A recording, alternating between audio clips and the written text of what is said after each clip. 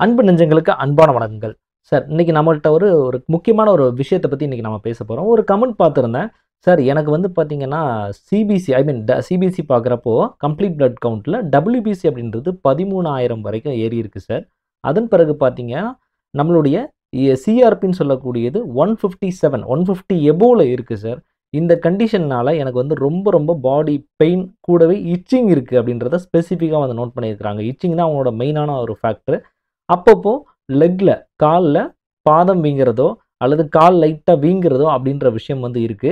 அவங்களுக்கு மேபி உள்ளங்கை வீக்கம் இருக்கு அப்படின்ற இன்ஃபர்மேஷன்ஸ அவங்க புரொவைட் பண்ணல. ஸோ இது பொறுத்தவர நான் என்ன அவேர்னஸ் குடுக்கணும்னு நெனைக்கிறேன் அப்படின்னா, அட்டோபிக் டெர்மடைட்டிஸ் அப்படின்னு சொல்லுவோம். கானாக்கடி அப்படின்னு சொல்லிட்டு நம்ம ஊர்ல வழக்குல நெறைய விஷயங்கள கேள்விப்பட்டிருப்பீங்க. இந்த கானாக்கடி அப்படின்ற விஷயம் இன்னைக்கு ஒரு ஒரு சைல்டு பிறக்குது அப்படின்னா, அவங்களோட முதல் 1 வயசுக்குள்ள 90% அந்த வர்றதுக்கான வாய்ப்பு அப்படின்றது ரொம்ப அதிகமா இருக்கக்கூடிய ஒரு டிசீஸ் அப்படின்றதுல, இந்த கானாக்கடி அப்படின்றது அட்டோபிக் டெர்மடைட்டிஸ் அப்படின்றது ரொம்ப முக்கியமான காரணமா இருக்கு. இதே ஒரு அடல்ட் ஏஜ் ஒரு 20 இயர்ஸ்ல இருந்து ஒரு 30 இயர்ஸ்க்குள்ள கம்பல்சரி இருக்கக்கூடிய இன்னைக்கு உலகத்துல இருக்கக்கூடிய நபர்கள்ல 2-3% ஆஃப் அடல்ட் இந்த அட்டோபிக் டெர்மடைட்டிஸ்னால ரெகுலரா பாதிக்கப்பட்டுட்டு இருக்கிறாங்க. இதுல மேஜரா நம்ம வந்து ப்ரூரைட்டிஸ் இருக்கலாம். இப்ப காமனா நம்ம பார்க்குற பேஷண்ட்ஸோட மெயின் கண்டிஷனே உடம்பு ஃபுல்லா இச்சிங்கா இருக்கு சார். தடிக்குது சார். சொரிச்சலா இருக்கு. ஒரு சிலவங்கலாம் சொரிஞ்சு அப்படியே அந்த லைன்ஸ், ஃபிளார்ஸ் எல்லாம் இருக்குது அப்படின்லாம் சொல்லுவாங்க. ஸோ இதுதான் முக்கியமான பேட்டர்னா நம்ம வந்து இதற்கு காரணமா பார்த்தோம் அப்படின்னா, முதல்ல ஸ்கின்ல உள்ள பேரியர் டிஸ்ஃபங்ஷன்னு சொல்லுவோம். பேரியர் டிஸ்ஃபங்ஷன் அப்படின்னா என்னன்னா, முதல்ல ஸ்கின்ல அதாவது body is composed of genes நெறைய விஷயங்கள் மெக்கானிசத்தோட தான் அந்த பாடி அப்படின்றது இயங்குது. இந்த ஸ்கின்ல பார்த்தீங்க அப்படின்னா, உங்களுக்கு குறிப்பா சொல்லணும்னா ஃபிலாகரின் அப்படின்னு சொல்லக்கூடிய ஒரு ஜீன் இருக்கு. இந்த ஜீனோட டிஸ்ரெகுலேஷன் ஆகுறதுனால, நமக்கு ஸ்கின்னோட அந்த இம்பேர்மென்ட் வந்து கண்டிப்பா ஆகும். அந்த ஸ்கின்ல உள்ள ஜீனோட மியூட்டேஷன்னால அந்த மேல உள்ள எபிடெர்மல் லேயர் இருக்கு இல்லையா? அது டிஸ்ரப்ட் ஆகும். இந்த எபிடெர்மல் லேயர் டிஸ்ரப்ட் ஆகுறதுனால நமக்கு ஒரு ட்ரைனஸ் ஏற்படலாம், இச்சிங் ஏற்படலாம். சம்டைம்ஸ் அதிலிருந்து நம்ம ஸ்கேல்ஸ் ஃபார்ம் ஆகக்கூடிய அந்த சின்ன சின்ன உதிரி பாகமா வெளிய விழும்ல, தூள் தூளா விழும். பொடி பொடியா நெறைய பேர் பார்ப்பீங்க. ஸோ இந்த மாதிரியான விஷயங்கள் வர்றதுக்கு வாய்ப்பு ரொம்ப அதிகமா இருக்கு.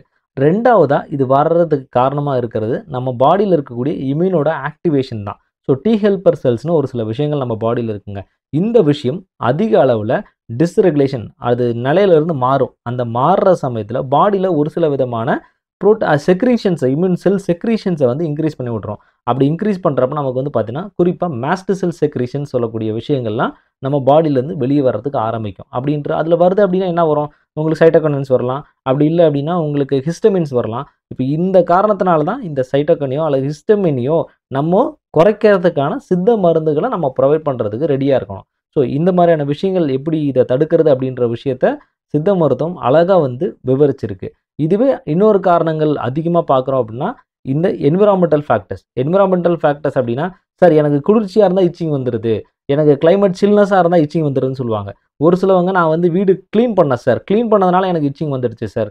ஒரு சிலவங்க நான் வந்து வீடு வந்து இப்ப டெய்லியும் தூப்பேன் சார். டெய்லியும் ஃப்ரண்ட்ல உள்ள வாசல நான் வந்து கிளீன் பண்ணக்கூடிய பழக்கம் எனக்கு இருக்கு. Just I was used to clean. அத மட்டும் தான் பண்றேன். அத பண்ணிட்டு வந்தாலே அடுக்கு தும்மலா இருக்கும் சார் அப்படின்னு சொல்லுவாங்க. இது ஒரு மேஜரான ஒரு விஷயம்.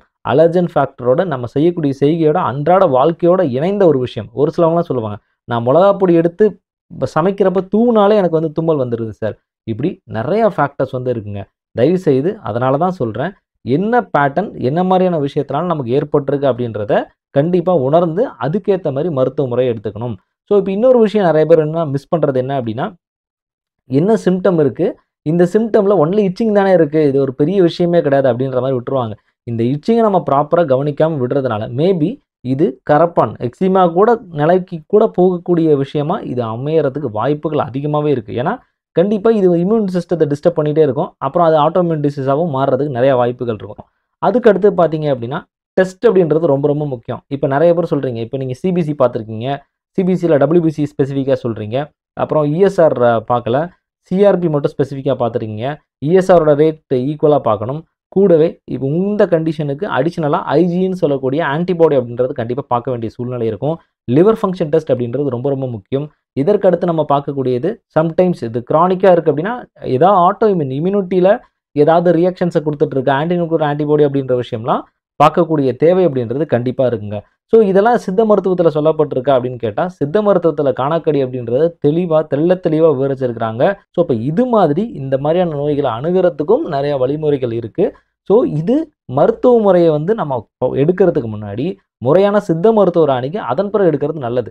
நெறைய சமயத்தில எல்லாருக்கும், எல்லா நோய்க்கும் இப்ப நம்ம ஒரு சைனஸ் எடுக்கிறோம். எல்லாத்துக்குமே காமனா நான் சொல்லக்கூடிய மருந்து அப்படின்றது எல்லாருக்குமே செட் ஆகாது. பாடி வாதமா இருக்கலாம், பித்தமா இருக்கலாம், கபமா இருக்கலாம். அதனால தான் தயவு செய்து யூடியூப்ஸ்ல பகிரக்கூடிய விஷயங்கள ஒரு ஆலோசனை பெற்று எடுக்கக்கூடிய விஷயம் அப்படின்றது ரொம்பவே நல்லாருக்கும் அப்படின்றத நான் சொல்லுவேன்.